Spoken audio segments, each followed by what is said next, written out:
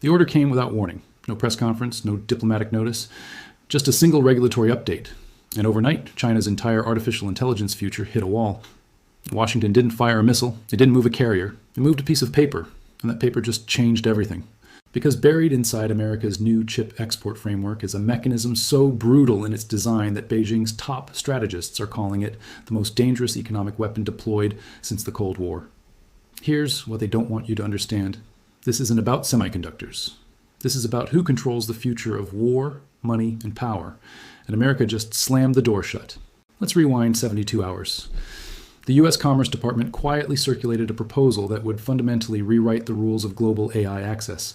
Under the new framework, foreign nations seeking to import advanced AI chips, Nvidia's H100s, AMD's MI300X accelerators, face a stark choice. Option 1. Allow American companies to build and operate data centers on your soil under American security protocols. Option 2. Sign binding security guarantees that give Washington visibility into how those chips are used. Option 3. You get nothing. No chips, no AI training clusters, no large language models at scale, no autonomous weapon systems, no nothing. For most of the world, this is a manageable policy shift. For China, it is an existential threat, and Beijing knows it. Here's why the timing is massive.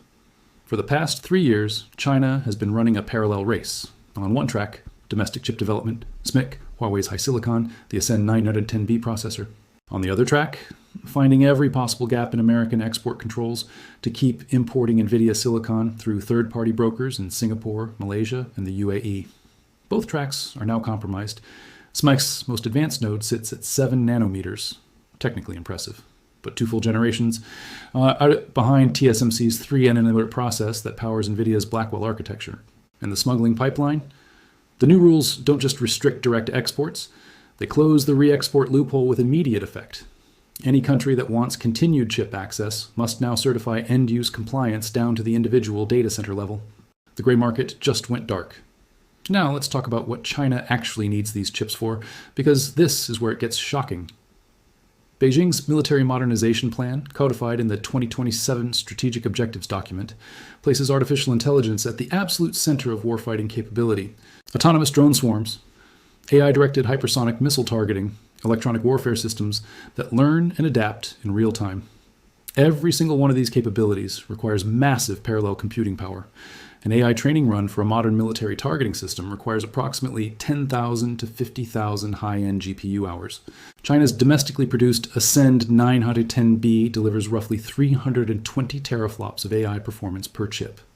Nvidia's H100 delivers 989 teraflops, 3 times the performance, at better energy efficiency. When you're training systems that need to distinguish a military radar array from a civilian cell tower at 40,000 feet, the performance gap isn't academic. It's the difference between a weapon system that works and one that doesn't. Washington understands this precisely. That's why the regulation is structured the way it is.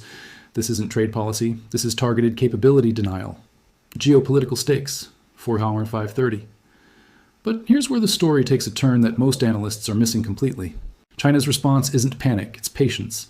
And that patience has a very specific shape. Look at what Beijing has not done since tensions in the Strait of Hormuz escalated in early 2026.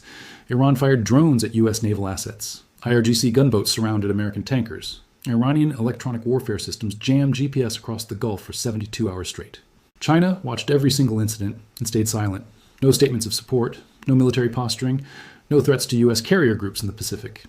That silence is brilliant, and it's completely deliberate, because China is currently holding approximately 900 million barrels in its strategic petroleum reserve. At current consumption rates of roughly 16 million barrels per day, that's 56 days of full economic operation without a single import. Beijing has been quietly filling that reserve for 18 months, accelerating purchases every time oil prices dipped below $75 per barrel. The message to Washington is unspoken, but unmistakable. We can wait you out. Now overlay the mBridge equation, and the full strategic picture snaps into focus. mBridge is China's cross-border payment system built in partnership with the Bank for International Settlements, alongside central banks from the UAE, Hong Kong, Thailand, and Saudi Arabia. In 2024, mBridge processed $22 billion in cross-border transactions, a small number by global standards, but the architecture is already in place for exponential scaling. The system allows participating nations to settle oil and commodity trades in digital yuan, completely bypassing the SWIFT network and the US dollar. Here's why this connects directly to the chip embargo. Washington's leverage over global AI access depends entirely on the dollar's role as the world's reserve currency. If you control the dollar, you control the sanctions mechanism that enforces chip export rules. If nations begin settling energy trades outside the dollar system, even partially, that enforcement architecture starts to crack. China isn't trying to destroy the dollar tomorrow. It's building an escape hatch, slowly, quietly, transaction by transaction. And the chip embargo just gave every nation in the global south a massive incentive to use it. Let's run the scenario, because this is where it gets brutal.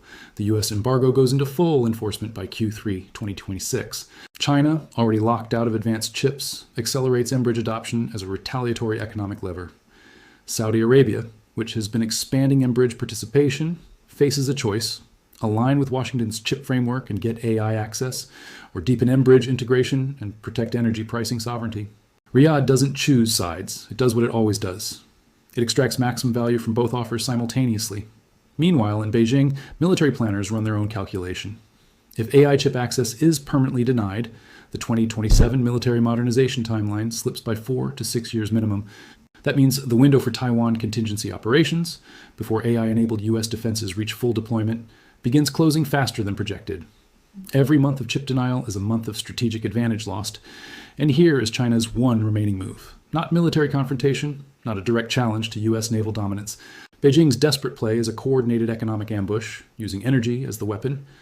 If China signals to Iran through back channels that Hormuz disruption is acceptable, oil prices spike to $120, $130, $140 per barrel. The US economy absorbs a supply shock that feeds directly into inflation. The Federal Reserve faces the same impossible dilemma it has faced before: raise rates to fight inflation and crash growth, or hold rates and watch purchasing power collapse. In that environment, maintaining aggressive chip export enforcement becomes politically toxic. American semiconductor companies, Nvidia, Intel, Qualcomm, are watching $40 to $60 billion in annual revenue disappear under the embargo. Their lobbying apparatus is one of the most powerful in Washington. Economic pain plus corporate pressure plus inflation equals the immediate political conditions for a policy reversal. China doesn't need to beat America militarily. It needs to make the embargo too expensive to sustain. That is the one desperate move left, and it might work. Here's the counter-move Washington is already preparing, and it's equally ruthless. The administration's framework isn't just a restriction, it's an offer. Nations that comply get something extraordinary: access to American AI infrastructure at scale, with US cloud providers building sovereign data centers on local soil.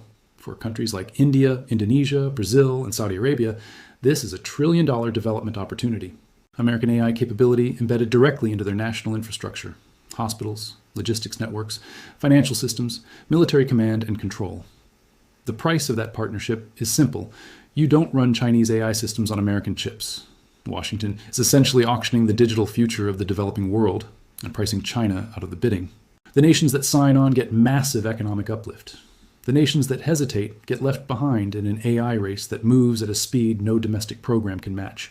It's not a trade war, it's a forced alliance structure, built on silicon instead of steel. For Beijing, the math is becoming impossible to solve. Domestic chip development is real, but years behind schedule. The smuggling networks are being systematically dismantled. mBridge is growing, but not fast enough to provide alternative leverage before the embargo bites. And the Strategic Petroleum Reserve, 56 days of buffer, isn't a weapon, it's a delay. You can't run a superpower's AI ambitions on stockpiled oil. China's leadership understands what's at stake better than any outside analyst. The artificial intelligence gap between American and Chinese military systems isn't just a technology problem, it's a sovereignty problem. A nation that cannot train its own AI models at competitive scale cannot build autonomous weapon systems, cannot develop next-generation cyber capabilities, cannot run the command and control infrastructure that modern warfare demands. Washington has identified the single point of failure in China's 21st century military doctrine, and it just drove a spike through it. The question now isn't whether China has a response. It's whether the response arrives in time. Because in technology races measured in months, not years, delay is defeat. The chip embargo went live today. Beijing's clock started the same moment. And somewhere in a military planning center outside Shanghai, a general is looking at a timeline that just got significantly shorter and significantly more dangerous. So here's what I want to know from you. You're in Beijing's seat right now. You have 56 days of oil reserves, a growing mBridge network, and a chip gap you cannot close before 2030. Do you accelerate the energy ambush? Signal Iran, spike oil, force a policy reversal in Washington?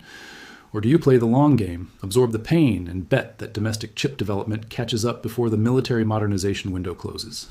Drop your strategy in the comments, because this decision is happening right now, and history doesn't wait for consensus. If you want to understand how America's chip war connects to the naval standoff in the Strait of Hormuz, hit subscribe. The next video connects every piece of this puzzle, and what happens next will shock you.